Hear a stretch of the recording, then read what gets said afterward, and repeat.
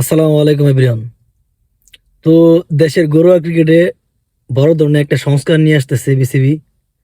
যদি যদি সংস্কারটা আসলে সত্যি হয়, তাহলে বিসিবি সভাপতি তামিম ইকবাল আসলে একটা ধন্যবাদ পাওয়ার যোগ্য। মানে এত বড় সংস্কার, মানে এভাবে চিন্তা এখন পর্যন্ত কেউ করে নাই। তাই আমরা যতই তামিমকে আসলে নিয়ে অনেক আলোচনা হয়েছে, অনেক আলোচনা হইতেছে, তারপরেও যদি এই উদ্যোগটা আসলে সঠিকভাবে বাস্তবায়ন করতে পারে, তাহলে বলবো যে আসলে তামিমকে একটা ধন্যবাদ পাওয়ার যোগ্য। কারণ ঘরোয়া ক্রিকেট বা ঘরোয়া লিগ প্রত্যেকটা দেশের জন্য খুবই গুরুত্বপূর্ণ। এখান থেকে আমাদের প্লেয়ারের ভিত্তিগুলা হয়। তো এই জন্য আসলে ঘরোয়া লিগগুলা বাংলাদেশের আসলে ওরকম ভালো বা স্ট্যান্ডার্ড মানের হইতেছিল না বেশ কিছুদিন যাবত। যদিও ঘরোয়া লিগগুলো আয়োজন করা হইতেছিল, হ্যাঁ কিছু টুর্নামেন্ট গ্যাপ যেতেছিল, কিন্তু এবারে যে উদ্যোগটা নিছে আসলে মানে জাস্ট অসাধারণ। এখানে বাংলাদেশে ফার্স্ট বাংলাদেশ ফার্স্ট এই একটা টুর্নামেন্ট হতেছে নতুন।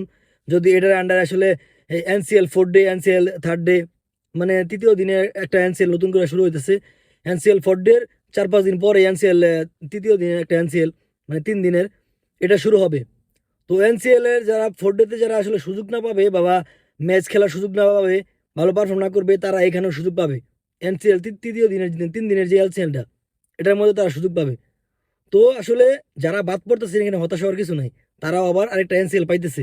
আবার এই 3 দিনের এনসিএল যদি ভালো করতে পারে, তারা আবার এনসিএল 4 ডেতে সুযোগ পাওয়ার সম্ভাবনা আছে। তো এটা একটা ভালো অপরচুনিটি।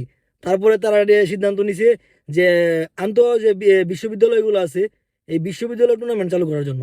আসলে বিশ্ববিদ্যালয় টুর্নামেন্টগুলো অনেক দিন যাওয়া বন্ধ হয়ে আছে, বা হইলেও এটা আসলে বড় ধরনের কোনো অর্গানাইজেশন দেখি নাই, বা ভালো কোনো এখান থেকে ফিডব্যাকে দেখি নাই। তো এটা আসলে বিসিবি একটা যেহেতু আয়োজন করার সিদ্ধান্ত নিছে, এখানে ভালো একটা আমরা এবারে ভালো কিছু দেখতে পারবো আর কি। তারপরে তারা 64 যে জেলা লিগগুলো আসলে 64টা জেলায় আসলে আমি মনে হয় কোনোদিন দেখি নাই 64 জেলায় লিগ চলতে। হয়তো দেখা গেছে একটা জেলায় চলতেছে, আরেকটা জেলায় চলতেছে, এভাবেই 1 বছর চলে, আরেক বছর চলে না, চলে তো চলে না, আসলে ক্রিকেটারগুলোর আসলে কোনো মূল্যায়ন হয় না। তো এবারে আসলে বিসিবি তাদেরকে 5 লক্ষ টাকা করে জেলার দিতেছে যে টুর্নামেন্ট আয়োজন করার জন্য। তো এটাও একটা প্লাস পয়েন্ট। তারপরে আবার আছে অনূর্ধ্ব 23 যে একটা টুর্নামেন্ট, অনূর্ধ্ব 23 এটাও আরেকটা বড় পাওয়া। কারণ এখানে আসলে সিস্টেমটা এমন করা হয়েছে যে যারা ক্রিকেটের সাথে জড়িত আছে বা প্র্যাকটিস করতেছে, খেলতেছে, তাদের স্বপ্ন আছে ক্রিকেট নিয়ে, তারা আসলে কেউ বাদ পড়বে না। মানে এটা একটা অপরচুনিটি।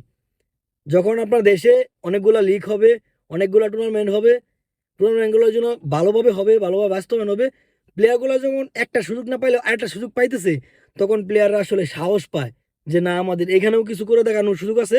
সো আমরা ক্রিকেটটা ধরে রাখি বা ভালো কিছু করার ট্রাই করি যেখানেই খেলি। তো এই জন্য আসলে এটা একটা ভালো উদ্যোগ যে এই লিগগুলো আসলে যে চালু কর যবে চালু করবে, আমি বলবো এটা তামিমের জন্য আসলে একটা ধন্যবাদ পাওয়ার যোগ্য। অসাধারণ একটা চিন্তা ভাবনা। এরকম চিন্তা ভাবনা এর আগে কোনো বিসিবি সভাপতি লয় নাই।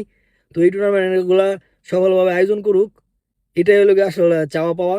যে টুর্নামেন্টগুলা খুবই গুরুত্বপূর্ণ, ঘরোয়া লিগগুলা, এখান থেকেই বাংলাদেশের অসংখ্য ক্রিকেটার বাইর হয়ে আসবে আশা করি আমরা।